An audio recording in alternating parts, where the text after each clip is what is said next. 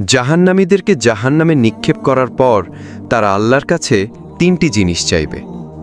1 number, জাহান্নামীরা বলবে, হে আল্লাহ, আমাকে এত কষ্ট না দিয়ে আমার মৃত্যু দিয়ে দাও। তখন আল্লাহ তাআলা বলবেন, হে বান্দা, জাহান্নামে কোনো মৃত্যু নেই।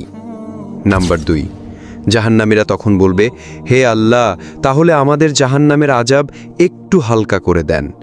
1 মাসে অন্তত 1 দিন বিরতি দেন, অথবা 24 ঘন্টার মধ্যে আমাদের 10 মিনিট হলেও আযাব থেকে বিরত রাখুন।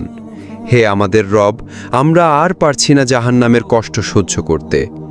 তখন আল্লাহ তাআলা বলবেন, 1 সেকেন্ডের জন্য জাহান্নামের আযাব কমানো হবে না। নাম্বার 3, জাহান্নামীরা বলবে, আল্লাহ, আমাকে দুনিয়ায় আরেকবার পাঠিয়ে দিন, আমি দুনিয়াতে গিয়ে শুধু আপনার ইবাদত করব। তখন আল্লাহ বলবেন, দুনিয়াতে আর ফেরত দেওয়া হবে না, আমি তোদের হায়াত দিয়েছিলাম কিন্তু তোরা আমল করিসনি, সুতরাং তোরা চিরকাল জাহান্নামে পড়ে থাক।